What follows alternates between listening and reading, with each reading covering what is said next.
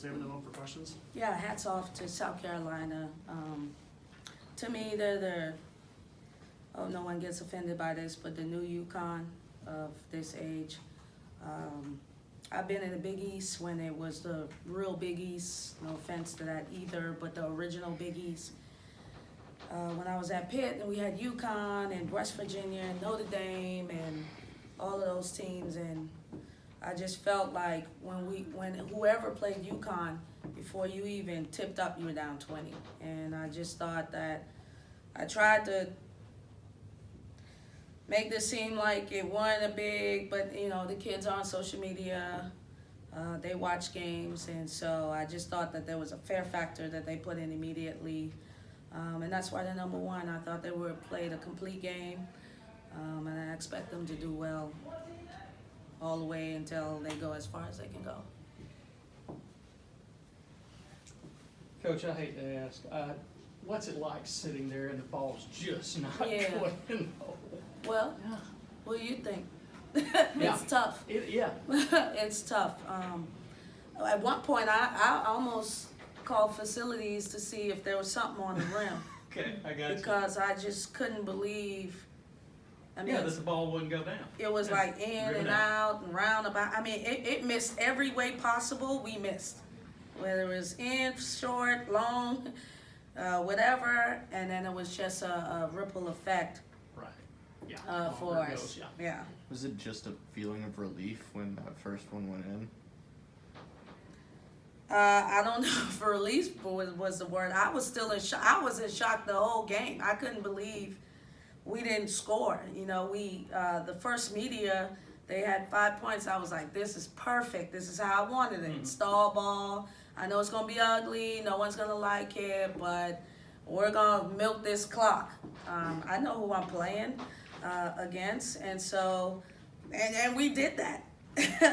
But I did not. If I could have planned how this would have gone, I would have never thought it would be where we didn't score in a quarter. I'm still in shock. So probably you would have to ask me next week I got you. about how I really feel about it. But I am in shock. Mm-hmm. Dawn isn't the first coach to have come in here and said that she and among others have noticed that you're, even in these losses, visually building something. Mm-hmm. Is there still that confidence, even after losses like this, that it's going to get there, it's going to come?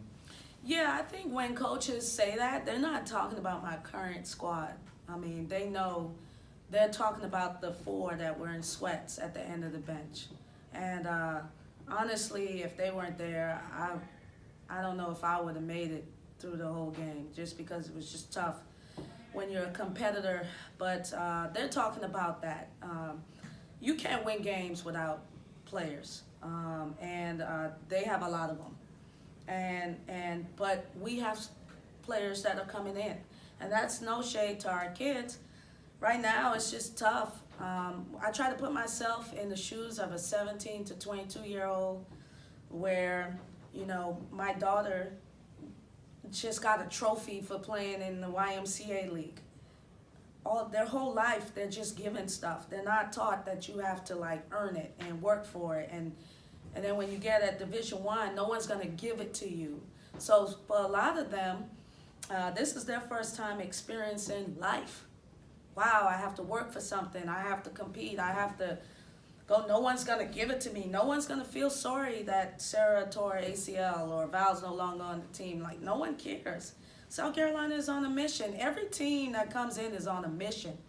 And so when coaches say that, they're talking about the standards, me having to make tough decisions so far throughout the season. They're talking about the recruits, us signing the first McDonald's All-American in the history of the program. They're talking about the #1 recruiting class in the SEC. That's what they're talking about. And I'm like the little sister to all these they've all seen me win. So all of a sudden I didn't just not learn how to coach, but but you can't shoot a gun if you don't have bullets in it.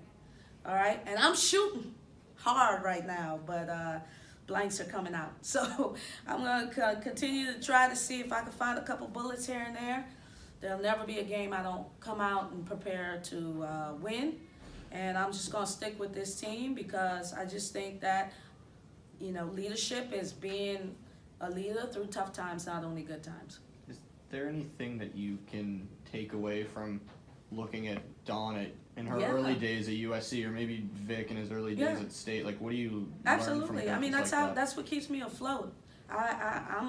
I've become a historian. I'm finding everybody that's doing well, and luckily I know a lot of them.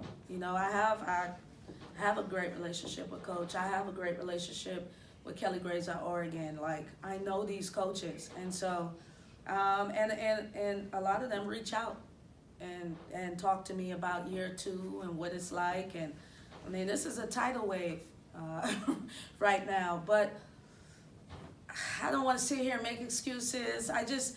This situation that I took over is a true build. And I don't know that a lot of I remember when Dawn took over South Carolina, she didn't have my situation, but I am inspired because I know what she's built. I know what a lot of coaches have built. So it can be done. Just asking for a little bit patience from our true fans. And like I told the players, one thing that I appreciated, not one person got up and left until the buzzer sound. And so we're going to keep at it, and better days are coming. Those 4 players. Particularly with this game, the fact that the ball didn't go in. Yeah. Was that the message, like, it's a make or miss game sometimes. If we make those, we have a different game. I guess, how do you kind of channel that going forward? Well, my message is that when things get tough, you just can't quit. And although this was, guys, before I came here, I won 24, 22, 20 games. This is not easy for me. I'm a winner, okay? And I'm a competitor. And but you know what? Tomorrow, I'll be up. If you follow me on Twitter, I'm going to say up and at it. We're going to recruit. We're going to continue to build. I'm going to go in with the girls. We're going to have a game plan. I have a 9 a.m. meeting with my coach that has the Alabama scout, and we're going to continue to work. And right now, I have to just lead by example. And so that's what I'm going to do. I'm going to continue to work. I'm going to continue to demand a certain standard, right, which is competing at a high level, and hopefully that the tide turns this season, and if not, we're going to continue to build so that we have a solid foundation moving forward for when those kids do get eligible to play and they come in.